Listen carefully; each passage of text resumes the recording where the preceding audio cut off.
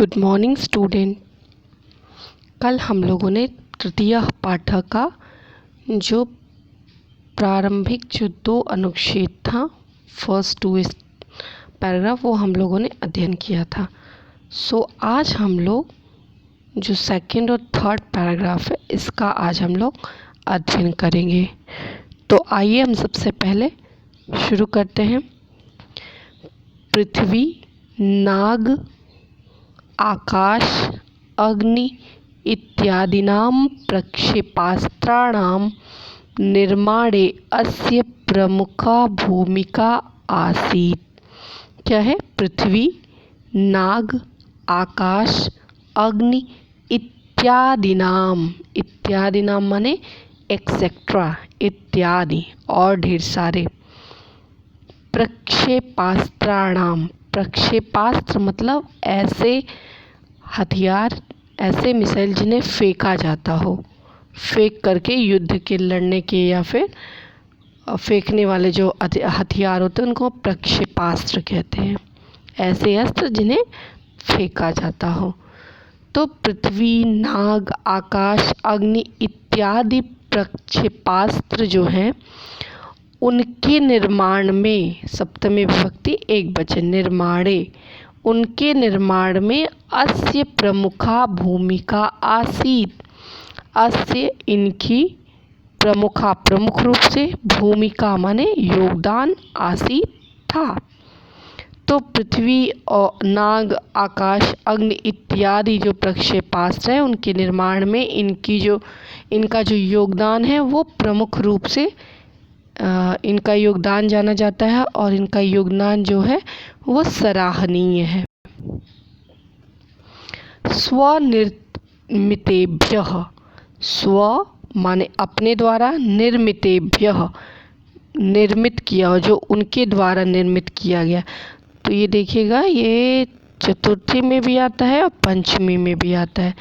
तो जैसे बालकेभ्यः कहते हैं ना, बालकेन बालकाभ्यम बालकय, सो बालकाय बालकाभ्यम बालकेभ्य, बालकात् बालकाभ्यम बालकेभ्य। तो उसी तरह से निर्मितेभ्य भी आता है।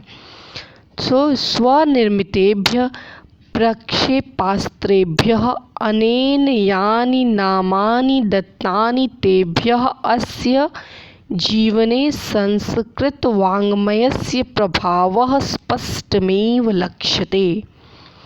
क्या है?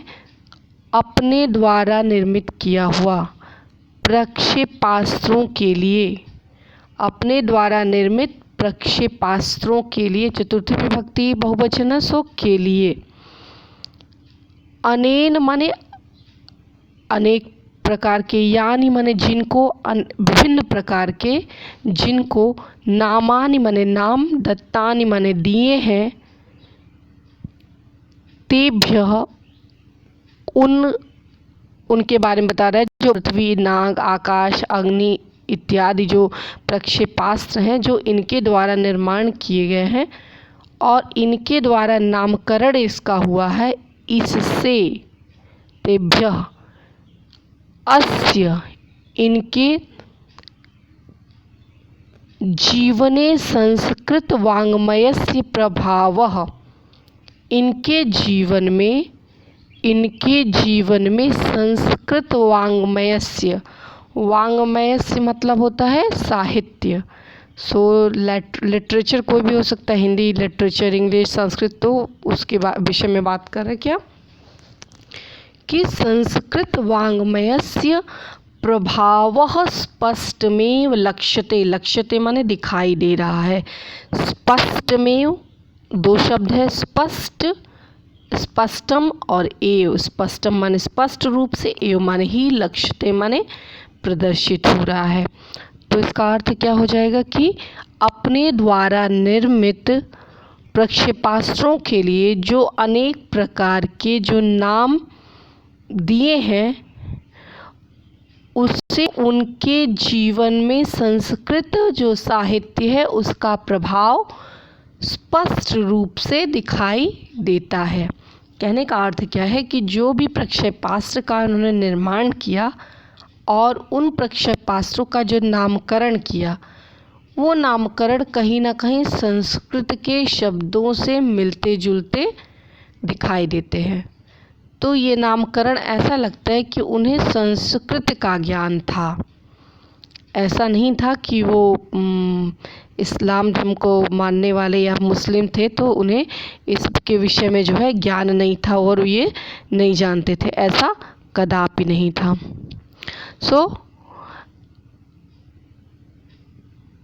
अद्य अस्माकं भारतं प्रक्षेपात् क्षेत्रे आत्मनिर्भरः अस्ति। अद्य का अर्थ होता है आज, अस्माकं माने हमारा, भारतम भारत देश, प्रक्षेपास्त्र क्षेत्रे प्रक्षेपास्त्र के क्षेत्र में यानी मिसाइल के क्षेत्र में, आत्मनिर्भरः अस्ति हमारा देश जो है सेल्फ डिपेंडेंट है, मतलब आत्मनिर्भर है। अस्ति माने है, इन्हीं का योगदान है जिसकी वजह से हमारा देश आज जो है प्रक्षेपास्त्र के क्षेत्र में हमारा देश जो है आत्मनिर्भर है। इसके आगे यहाँ पे देख सकते हैं प्रक्षेपास्त्र, यहाँ लिखा हुआ है, ये देखिए प्रक्षेपास्त्रम का अर्थ होता है मिसाइल। सो आप लोग क्लियर कर लीजिएगा इस चीज़ को। नेक्स्ट है 1998 तमे वर्षे राजस्थान राज्यस्य पोखरण नाम्नि स्थाने 1998 वर्ष में राजस्थान राज्य के पोखरण नाम के स्थान पर भारत के द्वारा परमाणु विस्फोटः कृतः, परमाणु का सफल रूप से परीक्षण किया गया। इनके ही योगदान स्वरूप, इनके ही सहयोग से 1998 में राजस्थान प्रांत के पोखरण नामक स्थान पर भारत में क्या किया गया, भारत के द्वारा परमाणु विस्फोट किया गया, यानी परमाणु का परीक्षण किया गया। अनेन परीक्षणेन भारतम एकः परमाणु संपन्नः देशः अभवत्।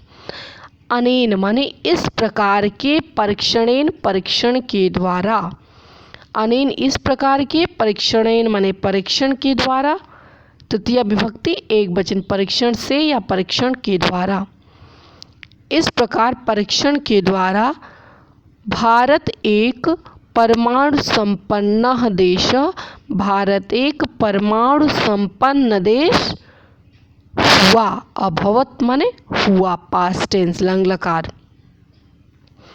अस्मिन् परीक्षणे डॉक्टर कलाम महोदयस्य महत्वपूर्ण भूमिका आसीत्।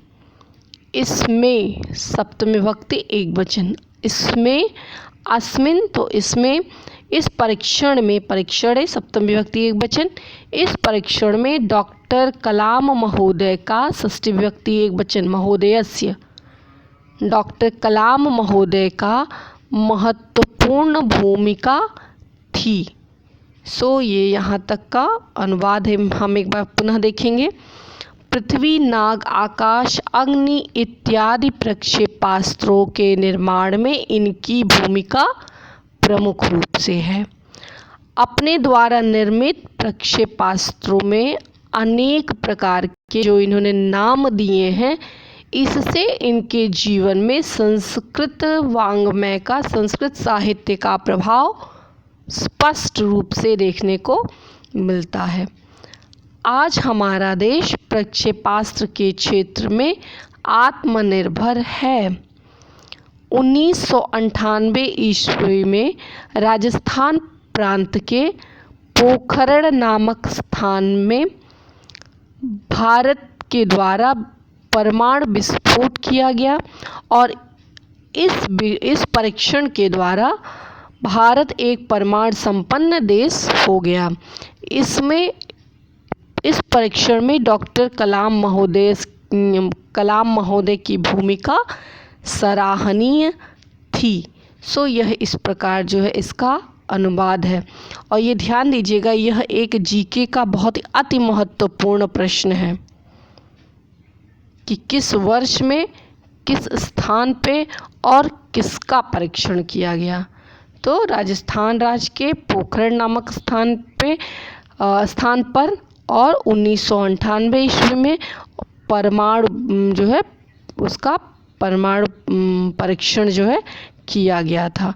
तो आपको इसको ध्यान देना है। तो आप इसको ध्यान से देख करके होमवर्क के रूप में इन दोनों पैराग्राफ का अनुवाद अपने शब्दों में करने का प्रयास करेंगे।